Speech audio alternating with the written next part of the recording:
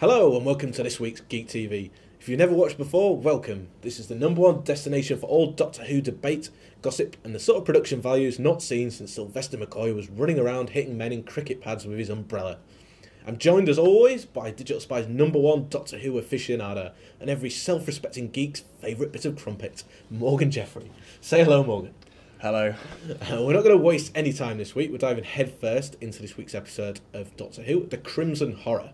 And if you're a fan of this week's episode, perhaps it's best to look away now, because putting it politely, this wasn't mine or Morgan's favourite episode of the series. So Morgan, why didn't the Crimson Horror get your sonic screwdriver buzzing? I mean, I didn't, outright hate this episode. I just felt like it had two major problems, really. I felt like, on the one hand, coming after last week's kind of Geek Spectacular, which we both really enjoyed, and then coming just before the Neil Gaiman Cybermen episode, which is kind of really hotly anticipated, this just felt a little bit like filler.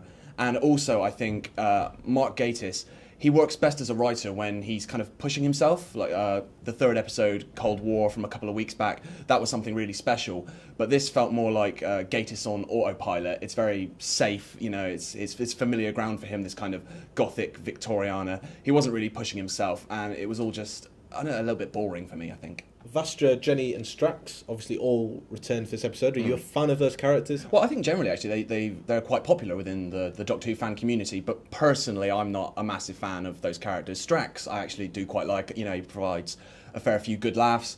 But Jenny and Vastra, I mean, I don't particularly get the appeal there. I can think of a dozen, Doctor Who characters I'd rather see back on a recurring basis. I don't really get what all the fuss is about with them, to be honest. That's quite a strong opinion for you, Morgan. I'm sure there's going to be a phone call coming in from Stephen Moffat, a very angry Stephen, calling him to complain about that. I would disagree with you, though, because I actually can't stand Strax. I found him, it felt very much like going back to children's TV, or seeing him on the show. The thing is, I mean, it is a children's show at its heart, but also there are some quite dark parts to this episode as well. I mean, Gatiss loves to kind of delve into, as I say, the kind of gothic atmosphere, and Rachel Sterling's character, she's been blinded in this kind of experiment gone wrong.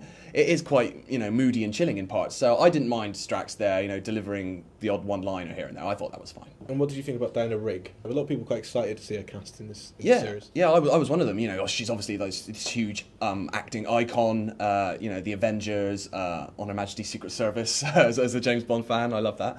But she was okay. I mean, the character's kind of written as this kind of over-the-top crone, this hag. No way to talk about Diana Rigg. Not Dame Diana herself. I've got the utmost respect for her. No, but the character is written in that way.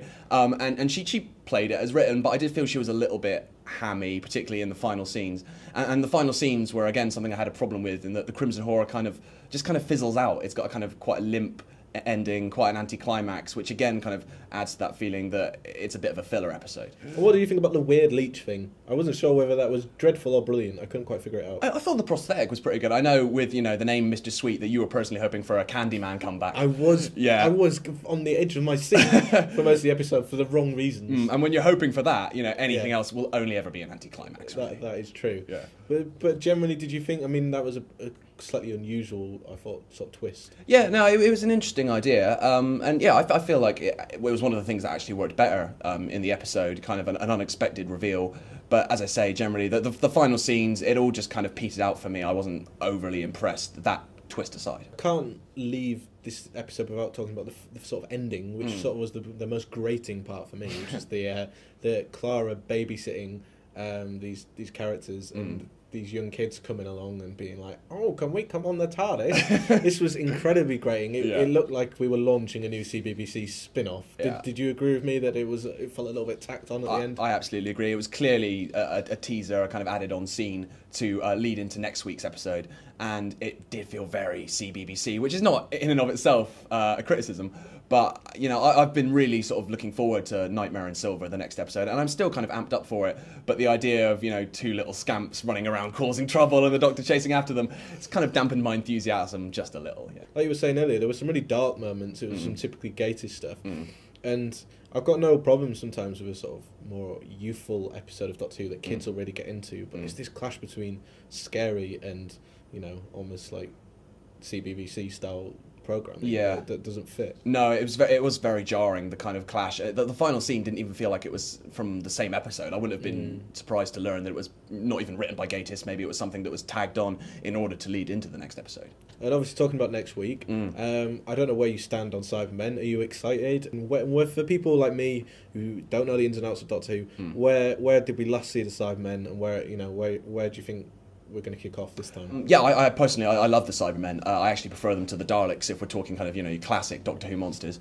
We last saw them not that long ago, actually. It was just in Series 6, the previous series, in Closing Time, which was one of the episodes with James Corden. But they maybe weren't utilised to the best of their ability there. They kind of felt like an afterthought in that episode.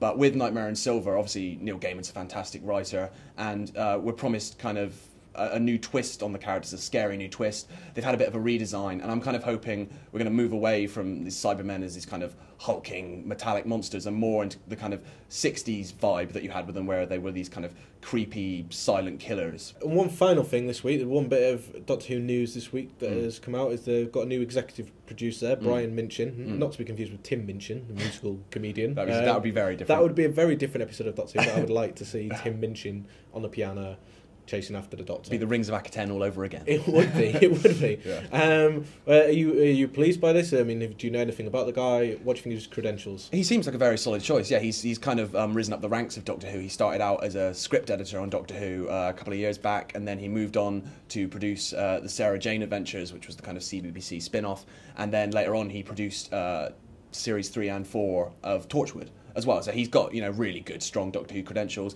And then outside of Doctor Who, he also served briefly as a producer on Being Human. So just generally, he's got really good kind of cult television, good geek credentials. So I think he's a very strong choice for the role. Sounds like he's got geek in his bones. He's got geek running through his veins. I'm afraid that's all we've got time for this week on Geek TV. Myself and Morgan have got to go and play some Doctor Who roleplay. Morgan's Colin Baker and I'm the Rani, obviously. But don't despair, we'll be right back here next week for even more Geek TV.